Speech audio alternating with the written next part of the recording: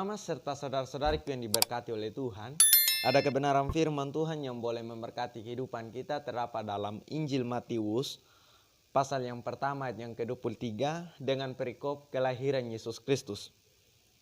Sesungguhnya anak darah itu akan mengandung dan melahirkan seorang anak laki-laki, dan mereka akan menamakan dia Immanuel, yang berarti Allah menyertai kita.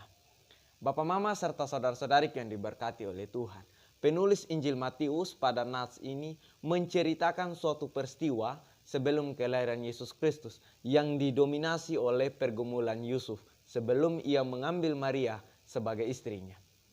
Yusuf mengalami pergumulan yang sangat besar ketika ia sudah mengetahui Maria sudah mengandung.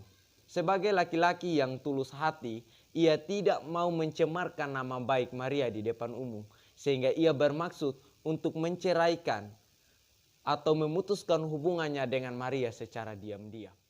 Ketika Yusuf berencana untuk memutuskan Maria secara diam-diam, itu menyiratkan satu hal, bahwa Yusuf belum mengetahui bahwa sebenarnya Allah memilih Maria sebagai ibu Yesus, Mesias bagi umat manusia.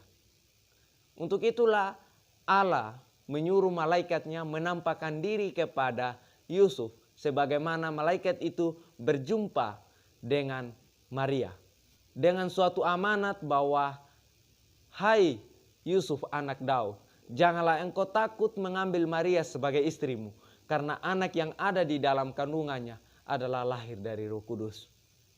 Sehingga dengan perintah tersebut Yusuf tetap mengambil Maria sebagai istrinya seperti apa yang diperintahkan Tuhan melalui malaikat. Bapak Mama serta saudara-saudariku yang diberkati oleh Tuhan, keputusan Yusuf menyatakan kepatuhannya terhadap perintah Allah, dan keberanian Yusuf menunjukkan kepercayaan Yusuf terhadap rencana Allah untuk menolong umat manusia agar dibebaskan dari dosa melalui Yesus Kristus. Yusuf dengan berani melangkah mengambil Maria di posisinya yang mengandung, karena Yusuf ingin menundukkan diri kepada kedaulatan Allah dan mengesampingkan apa yang menjadi kepentingan pribadinya. Bapak Mama serta saudara-saudari yang diberkati oleh Tuhan, seringkali kita sebagai manusia yang penuh dengan keterbatasan, kita lebih mementingkan kepentingan kita daripada kehendak dan rencana Allah dalam kehidupan kita. Dan kadang juga kita sulit sekali untuk memfokuskan hidup kita kepada Tuhan, karena kita lebih memilih untuk melakukan apa yang menjadi hal yang kita sukai, apa yang memang menurut kita nyaman, yang walaupun itu kadang tidak menyenangkan hati Tuhan. Maka di minggu Advent yang keempat ini, sebagai orang percaya, kita kembali diingatkan oleh Tuhan bahwa kita harus menjadi pribadi yang patuh terhadap Tuhan. Kita harus menjadi pribadi yang benar-benar ambil keputusan yang benar-benar itu sesuai dengan rencana Tuhan. Jangan kita menjadi orang yang protes ketika Tuhan mau pakai kita sebagai alatnya. Kadang kita dalam lingkup gereja, ketika kita dipilih oleh pendeta, oleh rekan-rekan pelayan Tuhan di dalamnya untuk menjadi majelis jemaat, dalam apapun yang berkaitan di dalam gereja, kadang kita protes dengan segala alasan kita bahwa saya tidak bisa menyampaikan kebenaran firman Tuhan, saya tidak memiliki waktu dan lain sebagainya. Kenapa hal itu semua dapat terjadi? Karena kita lebih mementingkan pribadi kita. Kita lebih nyaman terhadap hal-hal yang kita sukai daripada memfokuskan hidup kita kepada Tuhan. Maka kembalilah sadar untuk menjadi pribadi yang tetap berintegritas di dalam Tuhan dengan landasan untuk memfokuskan hidup kita kepada Tuhan dan mau memberi hidup untuk dipakai Tuhan sebagai alatnya, agar apa yang menjadi kehendak dan rancangan Tuhan itu boleh tercapai dan terwujud ketika kita juga mau memberi hidup supaya dipakai Tuhan.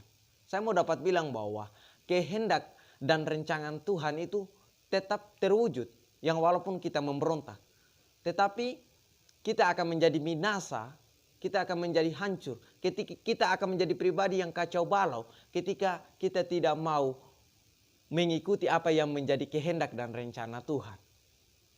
Dan juga yang berikut bahwa Ketika kita sudah menjadi orang yang dipakai Tuhan untuk melayani Tuhan, jangan menjadi pribadi yang batingkah, jangan menjadi pribadi yang so inti di dalam pelayanan. Karena ketika kita tidak setia, Tuhan masih banyak pribadi manusia lain yang dia pakai untuk mempermuliakan akan namanya. Dan biarlah juga kita menjadi pribadi yang tetap rendah hati.